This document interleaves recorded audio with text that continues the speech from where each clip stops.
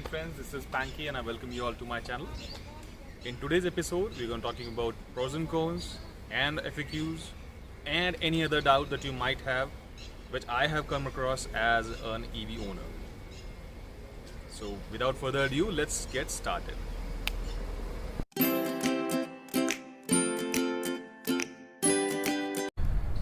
My relationship with the Nexon EV has been almost 1.5 years old.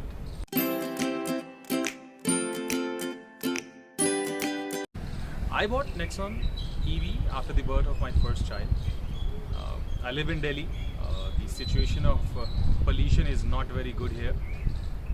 It's in the severe state for many a months in a year.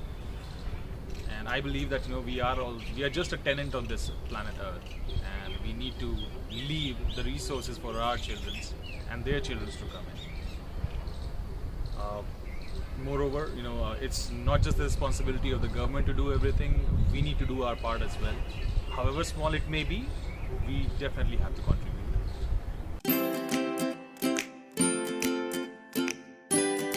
When I was planning to buy a car, I was certain that I wanted to buy an electric vehicle to reduce the pollution, and it should be a 5-star rated car with spacious interiors. And getting the same from Tata was an additional benefit. It was made in India.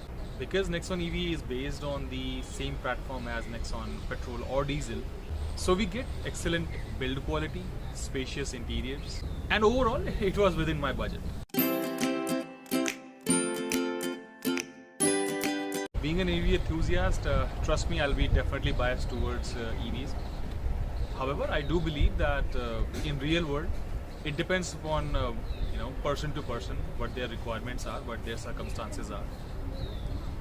But any day, if you will ask me, I'll definitely vote for an EV.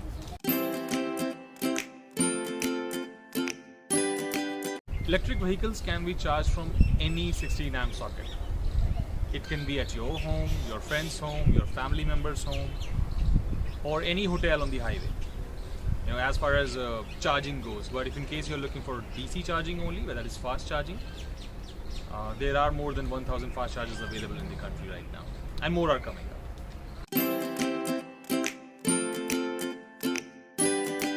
For slow charging or AC charging or at home charging, you can get up to 8 to 10% of battery charge per hour.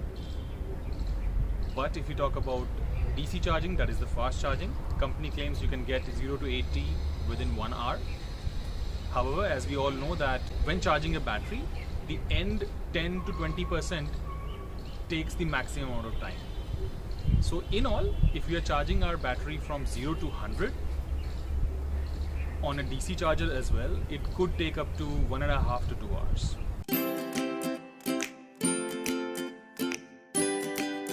My daily drive is of around 75 kilometers to and fro to my office. So I charge my vehicle on alternate day basis during the weekdays. On weekend, it depends whether I need to drive or not.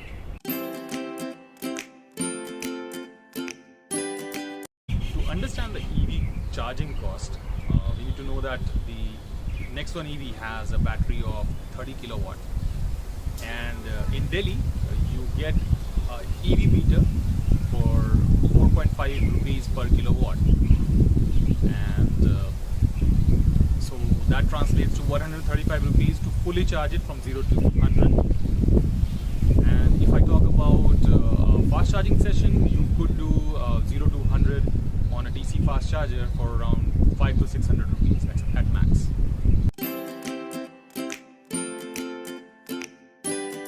Unlike ICE vehicle, for an EV, the torque available is maximum from first RPM itself. So you get very good acceleration, and that translates to 0 to 60 within 5 seconds and 0 to 100 within 10 seconds for Nexon EV.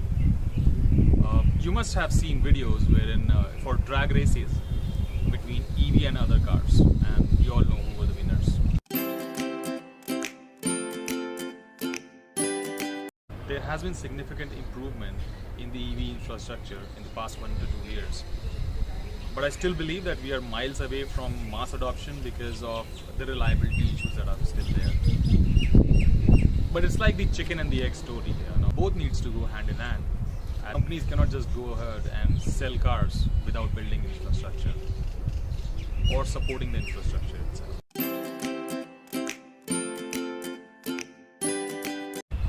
I bought Nexon EV for 16 lakh and 5,000.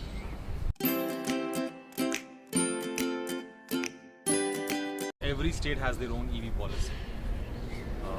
Incentives are given on the basis of battery capacity and specific models in specific states. I really cannot comment upon every state. However, I reside in Delhi, and here the EV policy says that you get, for the first 1,000 cars, Delhi government will be giving 5,000 rupees per kilowatt benefit to the customers on specific models of Nexon EV to a cap of 1,50,000.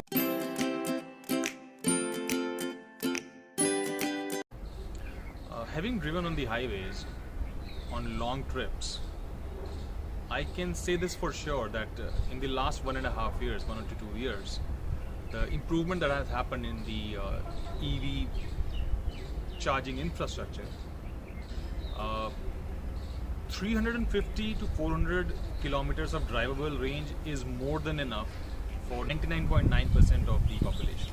For any vehicle, be it EV or ICE, the range is inversely proportional to the speed at which we drive. We all know that.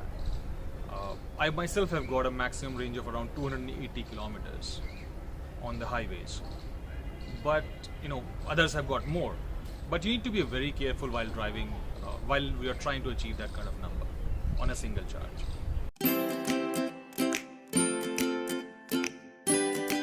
Yes, we can do long trips with electric vehicles. There are many highways which have been electrified to support electric vehicles. People have done very long distance travel as well. Delhi to Mumbai, Delhi to Goa, Delhi to Manali, Delhi to Jammu. I myself have done Delhi to Bihar, 3,300 kilometers to and fro journey in the EV itself. But still, all the highways need to be covered. All the electric vehicles which are available in the market come with 8 years of battery warranty. So that is one peace of mind that I have, that for the next 8 years I don't have to think about it.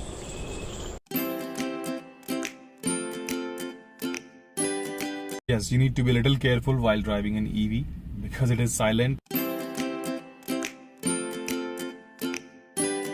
Honestly, when I was on my first trip with family on an interstate trip, I got stuck on the Agra fast charger, and even after spending 10 hours troubleshooting it, the engineers couldn't fix it. I had to tow my vehicle to the service center to get it slow charged.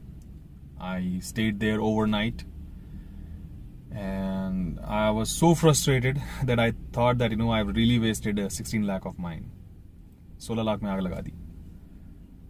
I thought I even talked to the TML guys to just exchange my vehicle with a Tata Harrier, and I'll pay the deficit amount or whatever it would be. And the next day I got stuck at Etawah because there was no electricity at the service station. Even in my last trip to Madhubani, I got stuck in Ayodhya for a couple of hours where the charger was not working, and by God's grace, after troubleshooting, it did work. Thank God. Because I was not prepared to stay there. That is the reason I always say that reliability is still an issue with the fast chargers. And but still, somebody has to take the initiative to get these working. It's not a one-day affair that we just need to install it. Maintenance is also an issue. People are still confused with EV adoption. But if you want to take my opinion, I assure you, you wouldn't regret electrifying your ride. I am a proud EVian, and I'm sure you will be as well, if in case you join the family. So that is it from today. Thank you, bye-bye, and I hope that answers all your questions. If you do have any, please do message me. I'll try to answer them in the next videos as well. Thank you very much. Bye bye.